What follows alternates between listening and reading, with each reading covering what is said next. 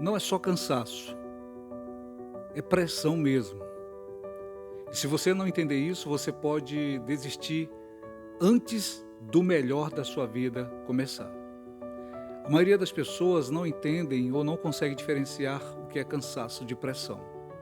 E aí você precisa entender isso para que você consiga alcançar a sua melhor versão. Uma coisa que a gente precisa aprender a diferenciar é que normalmente o cansaço nos convida a jogar a toalha, a desistir antes do tempo. E as pessoas entendem ou confundem isso como um sinal que devem parar, que devem desistir.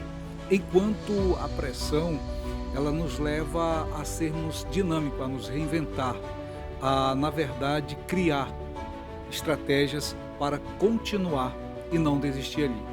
Você entende que você está sendo pressionado, sendo chamado para um crescimento, e esse crescimento só será possível quando você entende isso, que pode alcançar e ir até mais longe. Nada que tem valor na nossa vida chega sem pressão.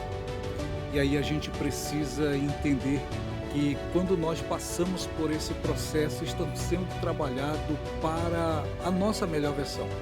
Deixa eu te falar de Steve Jobs, que todo mundo conhece a sua história, mas é sempre bom lembrar. Steve Jobs, ele foi demitido da sua própria empresa. As pessoas entenderam que ele deveria parar porque já estava cansado. Mas o interessante é que Steve Jobs, ele identificou, ele reconheceu que na verdade não era só cansaço.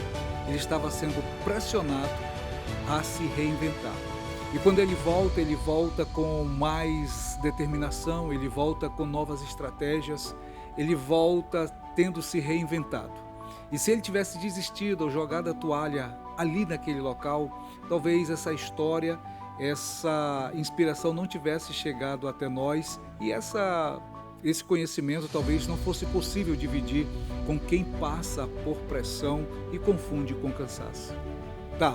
O maior erro não é sentir o cansaço. O maior erro das pessoas é desistir sem entender o que está acontecendo, sem entender o processo. E de repente acredita que o seu limite está ali porque a situação está muito complicada, está muito pesada. E a gente precisa entender que o trabalhar de Deus ou os processos que Deus usa é na verdade para extrair a melhor versão sua, o melhor de você. Precisa passar por esse processo aí, essa resiliência. E talvez você não esteja no seu limite ainda. Talvez você esteja em um processo. E quem entende isso, não desiste. Se reinventa, se transforma, se entrega na sua melhor versão. Agora, se você entendeu isso, não fica só com você. Compartilhe esse vídeo com quem está passando por um processo e precisa continuar, precisa se reinventar.